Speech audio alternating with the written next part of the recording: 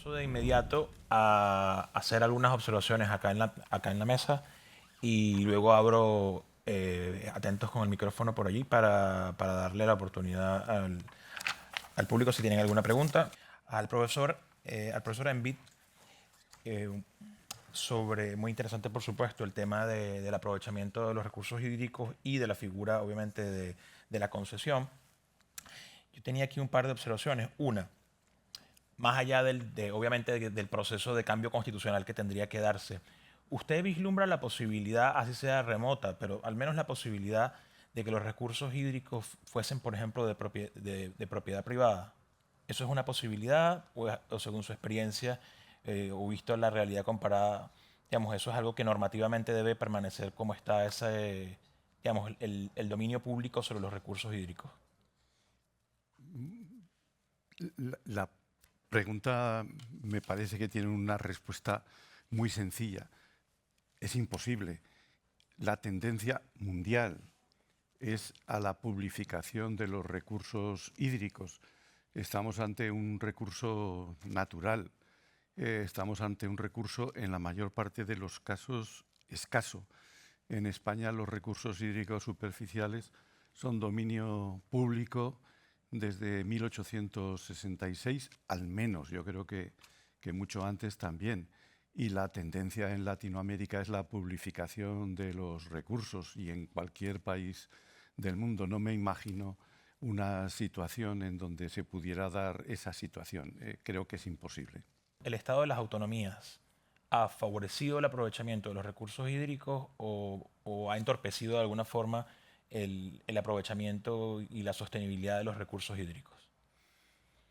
Bueno, el Estado de las autonomías ha llevado a cabo un planteamiento distinto de la titularidad de la gestión.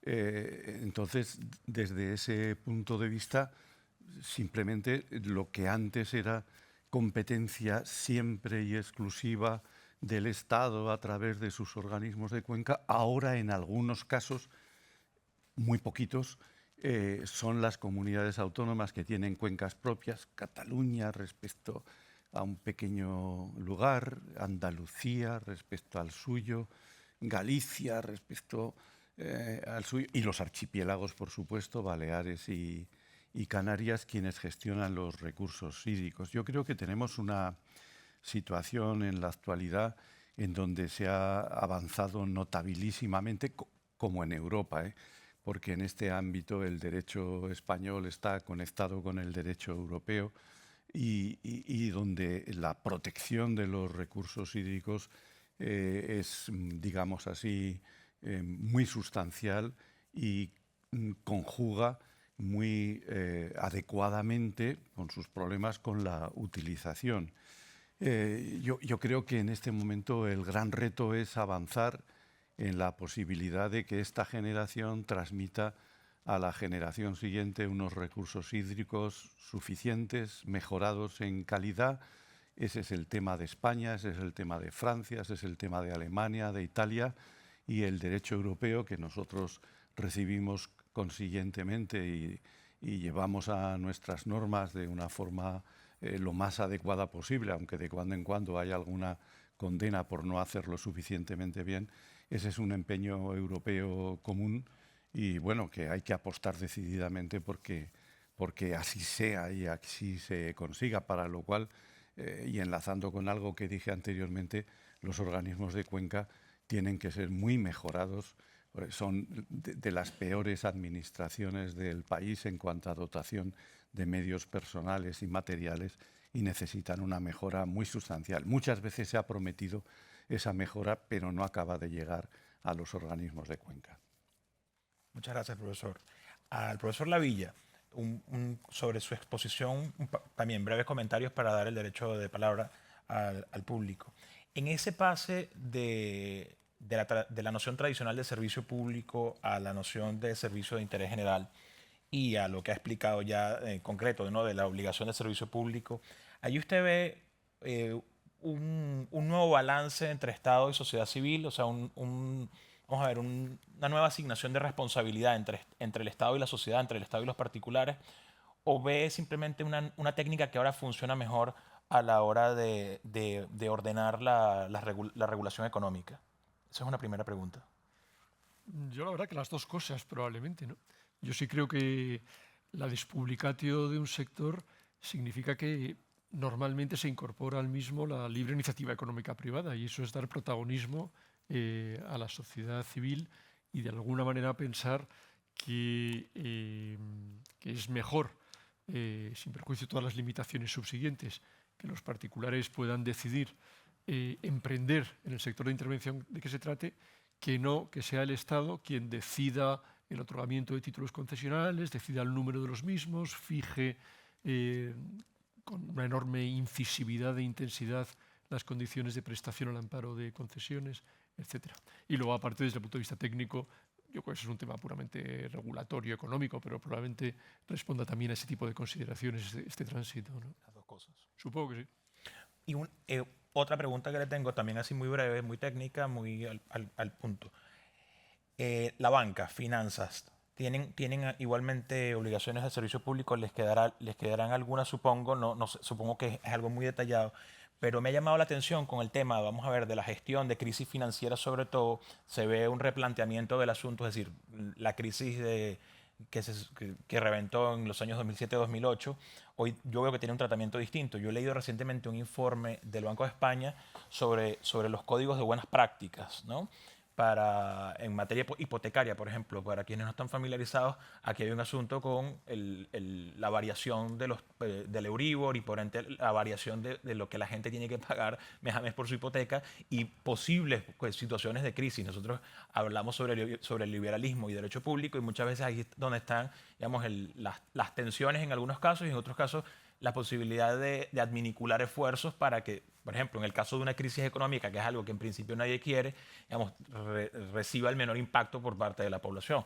La pregunta técnica es si esos códigos de buenas prácticas que, por ejemplo, publica el Banco de España, se convierten en alguna especie de obligación. En principio parece que es como es soft law, por eso parece como que está a voluntad.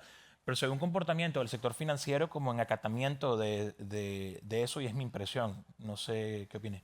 Yo la verdad que no soy experto en derecho público bancario, Sí. la verdad, pero por lo que sé, yo entiendo que esos códigos efectivamente no son jurídicamente vinculantes, pero en un sector tan intervenido como el sector financiero, se me antoja que no es fácil que una entidad financiera privada desconozca ese tipo de directrices constitutivas, como bien has dicho, del soft law, sin riesgo de que las autoridades adopten algún tipo de medida igualmente de soft law. Yo recuerdo cuando estaba en el despacho, en un despacho internacional en el que estuve, que allí no era el Banco de España, era la CNMV. En muchas ocasiones llamaba directamente por teléfono. En alguna ocasión yo he hablado de administración telefónica. No a través de actos administrativos formalizados con pie de recurso. Y todos los que tengáis experiencia en este tipo de operaciones, seguro que lo sabéis. Llamaba sencillamente y decía, es que no me gusta esto. Seguramente con mucho fundamento, yo no digo que no, con fundamento económico y desde el punto de vista del interés público muy sólido, pero todo de manera muy poco formalizada. Y si la CNMV dice que no le gusta una operación, normalmente no se hace. No se tensa la situación, simplemente que la empresa en cuestión dice, bueno, la reformularemos, esperaremos a otro momento. Bueno, no sé si enlaza con lo que tú decías, pero son técnicas de soft law ni siquiera formalizadas a través de códigos, de documentos de buenas prácticas. Son mucho más sutiles, es la supervisión prudencial, así caracterizada en muchas ocasiones, y que probablemente sea imprescindible para que funcione. Otra cosa es que deje un ámbito a la arbitrariedad y al trato desigual considerable. Llama la atención sobre todo que el sector privado les acate. Eso es lo que uno siempre ve desde el punto de vista normativo. Uno dice, bueno, es que esto no es obligatorio, esto no es vinculante, pero uno ve que en la práctica los sectores regulados lo siguen. Entonces, sí. Eso desde el punto de vista, digamos, como dato fáctico, como dato cierto, interesa más el cumplimiento que una cosa que está puramente en un aspecto normativo. Yo puedo decir que X cosa es obligatoria, pero si no se cumple, digamos, como... Pero fíjense, en algunas cosas que son soft law, no son obligatorias, buenas prácticas, y sin embargo, los sectores regulados, pues, la siguen. Sí, yo creo que es lógico, porque hay una intensidad tal de la regulación que la empresa privada busca adaptarse. Mira, mutatis mutandis, no tiene nada que ver, pero para los abogados que estamos aquí. En el escrito de preparación del recurso de casación no hay las normas que hay sobre el número de caracteres, el tipo de letra, etcétera, son orientativas, la preparación, no para la interposición. Yo no conozco ningún compañero. Hay un máximo de 15 páginas y de 35.000 caracteres. Yo no conozco ningún compañero, siendo así que la Sala de Gobierno del Supremo ha dicho que es orientativo, ningún abogado. Yo creo que, vamos, en fin, se atrevería a hacer un escrito de preparación como los que hacíamos antes, de 50 folios y 200.000 caracteres. Y es orientativo. Pero bueno, yo creo que son maneras de moldear sectores de actividad. El de los abogados está mucho menos regulado que otros. Pero son maneras de moldear la actividad pues, con técnicas de soft law, en realidad. Muy interesante. Juan Ramón, la pregunta que le surge a un abogado, por ejemplo, de derecho público, es, vale, muy bien, la propiedad privada es angular. Yo creo que hoy en día se ha vuelto, yo soy todavía de los profesores de derecho administrativo, joven me califico todavía, pero bueno, más allá de si me califico joven cronológicamente o no, vamos a ver, yo he seguido las ideas de libertad y entonces trato siempre veo a los maestros del derecho público y veo a los economistas y veo... La pregunta es, una de las elementales, bueno, ¿y qué límites acepta hoy en día el derecho de propiedad, digamos, límites que no perjudiquen los evidentísimos beneficios que produce para una sociedad, pero qué límites estamos para soportar, digamos, ¿cómo justificamos esos límites? Antes se recurría, porque lo digo, antes se recurría a la teoría, por ejemplo, de los fallos del mercado, y eso ha sido contestado debidamente. Es decir, ¿cómo está la situación hoy en día desde el punto de vista económico?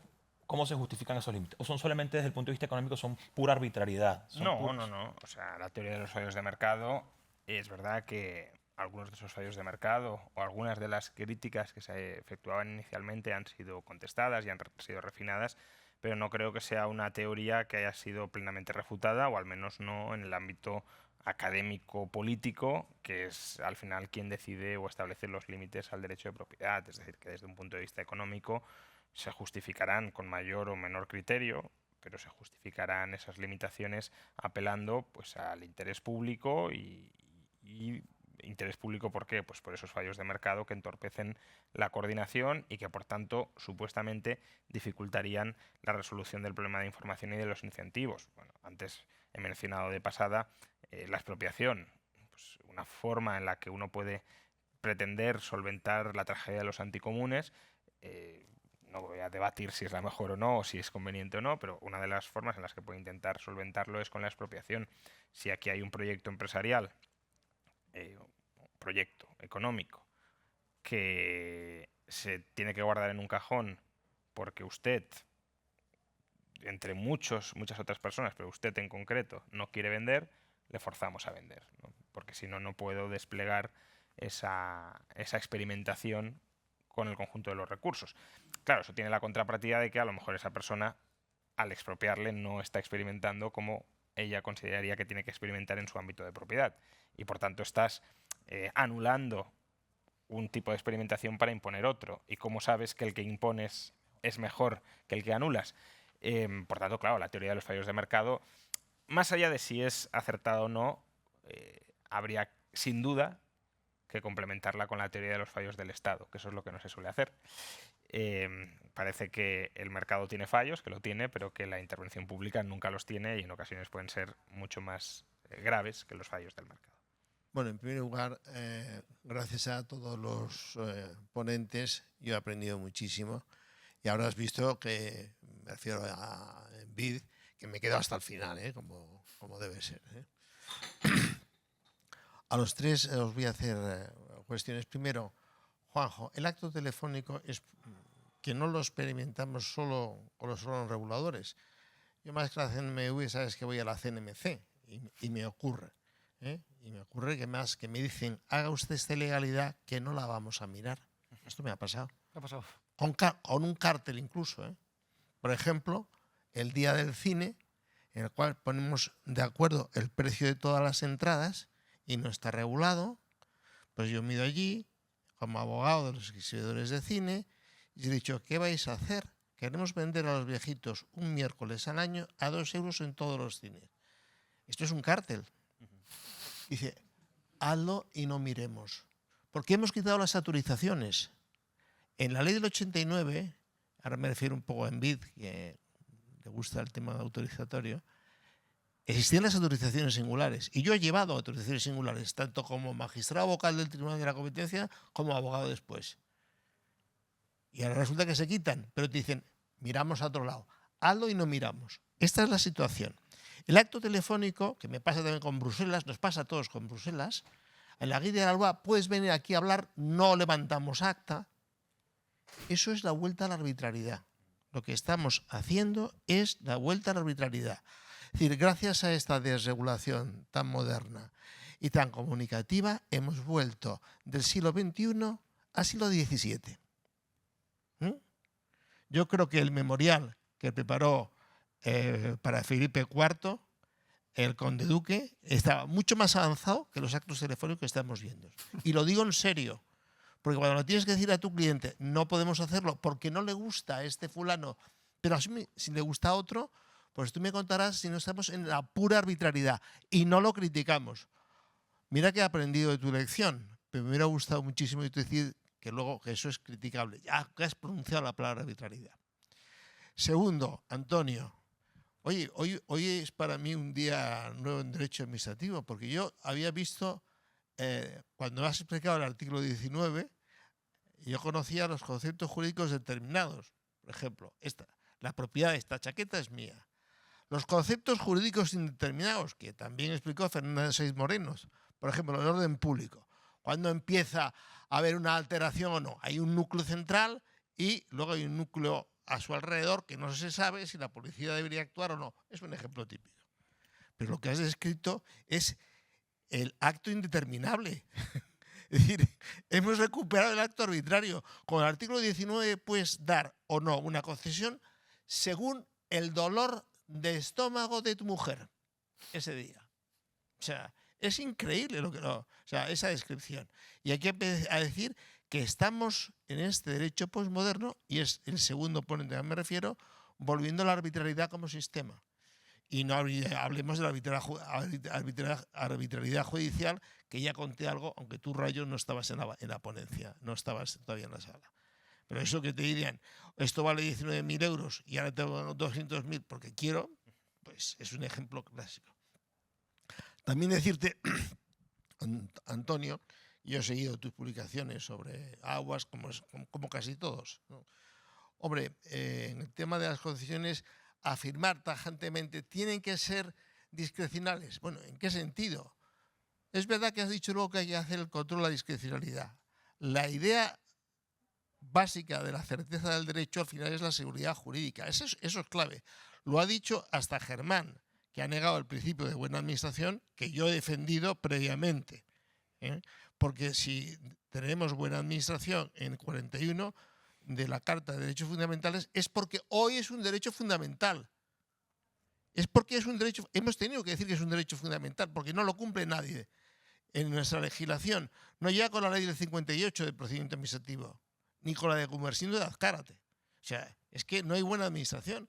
Entonces hay que empezar a hacer que los jueces lo empiecen a incorporar. Ha habido una juez ya que ha pasado del principio de buena administración al de buena jurisdicción. Tengo el artículo por ahí, lo he citado hace poco en un recurso de amparo.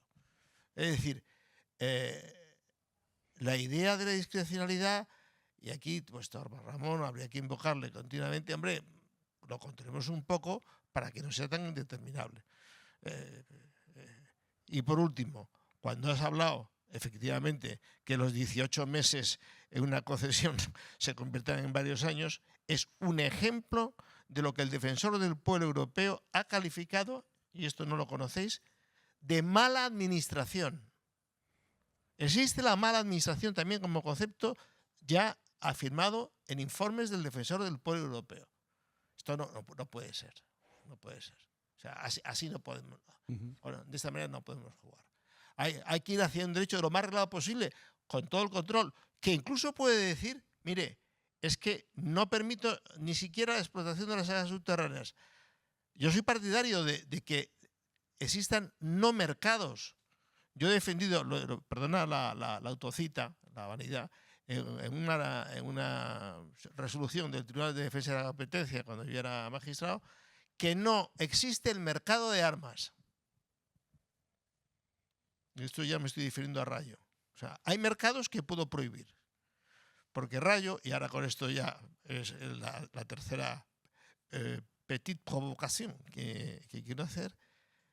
Mira, a mí me gusta la economía austríaca para leerla. Tengo a von Mises, a Hayek y a tu maestro Jesús de Huerta, lo tengo muy leído, es amigo mío e incluso colabora en un libro, un Liber Amicorum que me han dedicado. Pero es que no conocéis límites. Vamos a ver.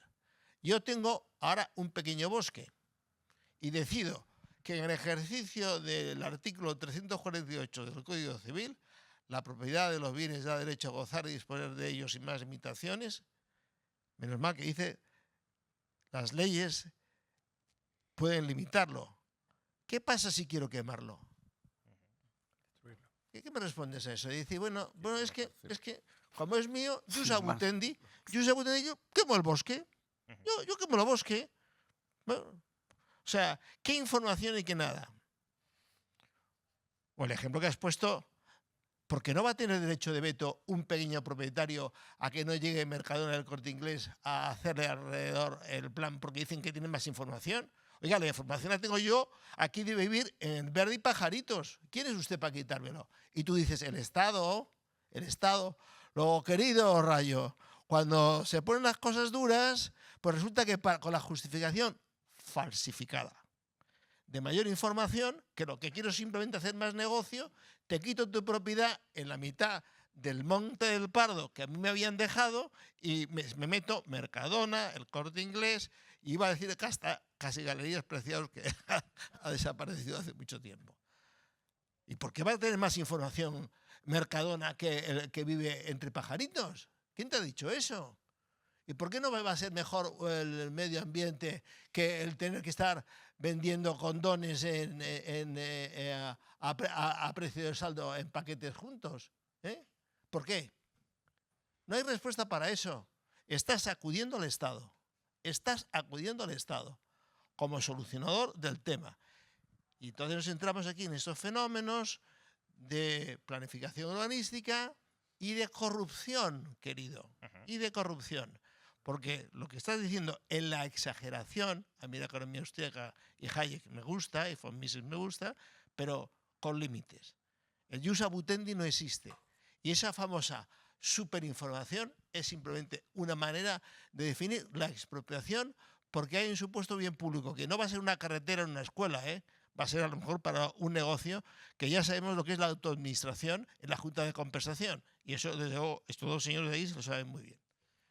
Y con esto, si queréis contestar bien, y si no, cuidado, que no nos quedamos, que a las 2 no hemos acabado, Y yo contesto. Me pido dúplica, Bueno, contesto, sí. Juan Ramón. Bueno, yo es que no he justificado la expropiación. He dicho que la expropiación es un mecanismo que utiliza el Estado bajo el argumento de que tiene superior información para imponer esa superior información.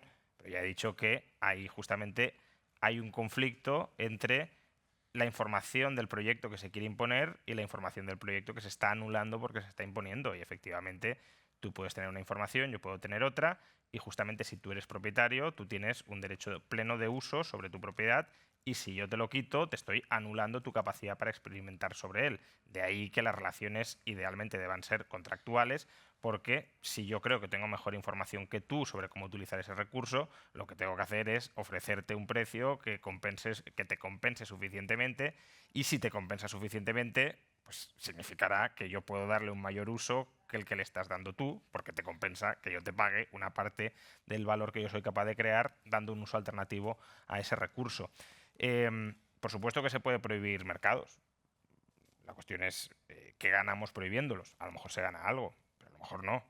En el caso de la quema del bosque que tú has mencionado, quemar un bosque tiene efectos sobre terceros, o puede tener efectos sobre terceros. Podemos llamar sostenibilidad medioambiental o como lo queramos llamar, pero tiene efectos sobre terceros. La cuestión es, esos efectos sobre terceros, ¿cómo se regulan? Y se pueden regular de muchas maneras, bueno, de varias, a lo mejor no muchas, pero varias. Una es que lo regule el Estado, otra que haya o puedas extender títulos de propiedad o de copropiedad sobre entornos más amplios. Esa es la forma en la que, por ejemplo, Ostrom propone regularlo. Títulos de propiedad o de copropiedad sobre ecosistemas, de tal manera que sean los órganos de gobernanza de esas copropiedades los que regulen cómo puede disfrutar cada uno de los propietarios dentro de ese ecosistema. Algo así como las zonas comunes de un edificio. Pero bueno, tampoco me parece que talar un bosque o quemar un bosque sea algo que per se deba estar prohibido en cualquier circunstancia. De hecho, bueno, pero entonces no tendríamos civilización. No habría edificios, no habría carreteras, no habría nada. Es decir, si no puedes talar un bosque, no puedes construir un edificio, no puedes... Ah, bueno. Te digo que talar un bosque en el Amazonas a mí me afecta. Pero tú puedes decir, en este momento ya hemos talado demasiados bosques. Bueno, ese es un argumento que para debatir creo que al menos yo no estoy cualificado, porque debería tener conocimientos mucho más amplios de los que tengo de ecología. Pero plantear como un absoluto que no se pueda talar bosques, eso sí me parece completamente erróneo. Quiero decir, este edificio seguro que estaba construido sobre un bosque en su momento o sobre vegetación. O, bueno, me da igual. Pero, es decir, cualquier... si tú dejas a la naturaleza a su libre desarrollo y le confieres derechos a la naturaleza sobre las personas, bueno, o impones a las personas restricciones sobre el uso que puedan hacer de la naturaleza, básicamente estás impidiendo la transformación del entorno para adaptarlo a las necesidades humanas. Y todo el mundo que tenemos es una adaptación del entorno para satisfacer las necesidades humanas. Incluso la preservación de la naturaleza que estás defendiendo es una forma de conservar o adaptar la naturaleza a nuestras necesidades. En este caso, a las necesidades de sostenibilidad medioambiental. Pero el foco es la necesidad humana. Y puede haber necesidades humanas que en determinados contextos sean más importantes que meramente conservar la naturaleza tal como la encontramos. Un breve comentario. En el marco de la cooperación internacional del desarrollo, yo con el Centro Internacional Sueco, se llama SILC, Swedish International Liberal Center, me han pedido un paper no hace mucho, el año pasado, sobre cómo sería una política medioambiental liberal. Y solamente digo un ejemplo, ¿no? Para dejarlo acá sobre todo para el público y para el panel. Son perfectamente, creo yo, decir perfectamente con asuntos humanos es bastante tela, es bastante difícil, pero hay un ejemplo en el mundo que a veces como que no lo ubicamos bien. Pensamos que el ejemplo bueno de una política pública está en una determinada geografía. En materia ecológica, por ejemplo, Costa Rica es un país totalmente señero, vamos, líder internacional en cuestiones de, por ejemplo, el crecimiento, el mantenimiento y el crecimiento de la superficie boscosa. ¿Y cómo lo ha hecho? Lo ha hecho generando un sistema de incentivos apropiados entre propiedad privada y buena intervención pública, porque una intervención pública de calidad que preserva el recurso, pero que a su vez no priva al particular de invertir, de arriesgar, de hacer, yo creo que esa es más o menos la idea. Y en Costa Rica ha funcionado, entre otras cosas, y se mide objetivamente por ejemplo, por el crecimiento, vamos, exponencial, como en un país nórdico acá en Europa, de la superficie boscosa. Y ha sido creando un sistema de pago por servicios forestales. El propio gobierno, por la conservación de hectáreas, le da un incentivo económico al propietario. ¿Y cuál ha sido el buen enlace, lo que diríamos que se ha dicho hoy temprano, buen gobierno, buena administración? Bueno, se satisface por un lado el interés privado, que no hay que por qué atacarlo, no hay que ir contra él, es que eso no tiene ninguna justificación. Y por otro lado, el bosque está preservado porque esos empresarios están organizados, son pequeños, medianos y grandes en Costa Rica. Dime, Ramón. Si me permites un comentario adicional, si de verdad valoramos mucho la conservación de derechos naturales, un marco de derechos de propiedad permite conseguir esa preservación como comprando esos recursos naturales. De hecho, quiero decir que si valoramos mucho el Amazonas, lo que podemos hacer es comprar partes del Amazonas para evitar talarlo. De hecho, el principal propietario de tierras en Inglaterra es un fondo que se llama el National Trust, que compra las tierras, un fondo privado que compra las tierras para preservarlas y para conservarlas. Quiero decir que eso, valoramos mucho esto, no queremos que se hagan cosas alternativas. Bien, comprémosla, o sea, rasquémonos el bolsillo. Su limitación. No. Sí.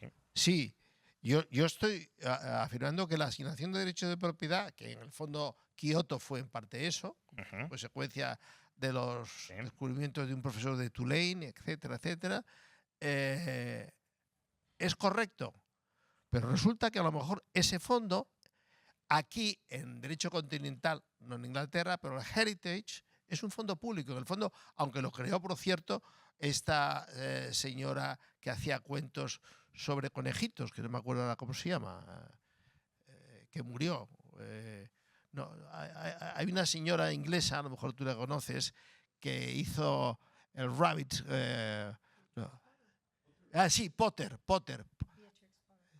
Beatrix Potter fue la que originó el Heritage Fund, porque legó, se casó ya muy mayor, en fin, quería al marido, pero no tanto como para dejarle la herencia, y fundó mecanismos de conservación privada de derechos de propiedad, pero de conservación, Sí. no de destrucción. No de destrucción. Y el ejemplo que yo te he puesto, no se puede quemar así por la buena. Digo, tengo este bosque y lo quemo. Otra cosa es que tú me digas, oye, a lo largo de la civilización, evidentemente Madrid o Las Palmas, donde estuve el otro día, hoy son ciudades que antes tenían partes de mata, de mata grosa, pues es posible. Y se han ido adaptando paulatinamente.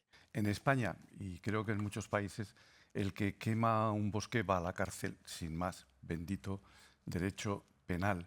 Y el que tala un bosque sin autorización va a la cárcel. Menos mal. Bien,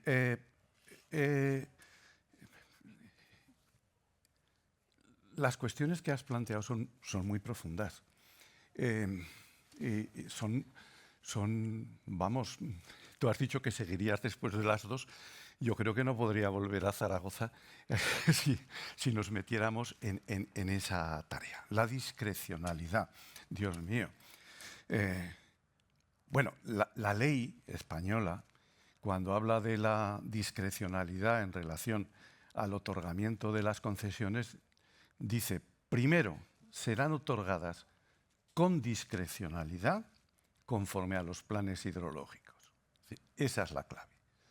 Los planes hidrológicos que se incorporaron con la Ley de Aguas de 1985 supusieron fundamentalmente una reducción de la discrecionalidad de la Administración. Eso se vio así desde el primer momento, cuando todavía los planes hidrológicos eran un concepto legal y no existían realmente. Ahora en la práctica, cuando ya estamos en el tercer nivel europeo, en el tercer ciclo, para decirlo con más propiedad, de la planificación hidrológica, bueno, pues esto ya está más que aceptado. El artículo 19.1 que he leído realmente es una suma de conceptos jurídicos indeterminados, pero es el 19 apartado primero. El artículo 19 de la Ley de Cambio Climático es el más largo de toda la Ley de Cambio Climático, abarca 2 páginas de Boletín Oficial del Estado. Y va seguido de un apartado segundo, apartado tercero, apartado cuarto. Claro, si yo me hubiera entretenido leyendo esos artículos, pues hubiera hecho como esos monjes lectores en los monasterios benedictinos cuando están comiendo, que les van leyendo, y les van leyendo a los monjes, y es una cosa maravillosa que así sea, y he asistido yo algunas veces a esas lecturas, pero me imagino que si hubiera pretendido hacer esa lectura aquí, pues alguna piedra se habría escapado hacia la mesa actual. Quiero decir que ese batiburrillo de conceptos jurídicos, yo he hablado de la indeterminación del cambio climático en cuanto al modo, al cuánto y el lugar, va seguido de una directriz de cómo los planes hidrológicos y la gestión deben modificarse, adaptarse para hacer realidad todos esos planteamientos iniciales de la consecución de la seguridad hídrica y de la adaptación al cambio climático. Bueno, pues vamos a ver, también me he referido en algún momento que eso se verá sobre todo ahora en el momento del comienzo de la elaboración de los planes hidrológicos, del cuarto ciclo de los planes hidrológicos. Es una apuesta fortísima que tiene España, pero que tienen todos los países europeos, porque no somos distintos. España no es diferente, esto es una directriz general que tiene que ser cumplida y bueno, yo creo que nos jugamos mucho en ese ámbito del cumplimiento. En fin, bueno, pero claro, la discrecionalidad es el tema eterno de la administración. Cuando yo era muy crío me decían eso. Mi maestro, Lorenzo Martín Retortillo, recordaba eso de la discrecionalidad, el caballo de Troya de la administración. Nos moriremos hablando de la discrecionalidad. Es terrible. Una ciencia jurídica que no sabe resolver los problemas fundamentales. Bueno, pues somos administrativistas. ¿Qué le vamos a hacer? Esa es nuestra tragedia y nuestro acicate. Muchísimas gracias a todos los panelistas y asistentes y personas que van a ver esta transmisión y que están viendo y que la van a seguir disfrutando. Agradezco muchísimo al profesor Lavilla, al profesor Envida, al profesor Gallo, al profesor Arias en la moderación. Hemos tenido una jornada intensa de preguntas y respuestas. Probablemente haya algunas preguntas y que hagan fuera, pero por razones de tiempo ya hemos llegado a la agenda. Así que muchísimas gracias y enhorabuena por todas estas discusiones que solo contribuyen a que sea un espacio de la Casa de la Libertad, es buscar la razón. Muchísimas gracias y hasta pronto.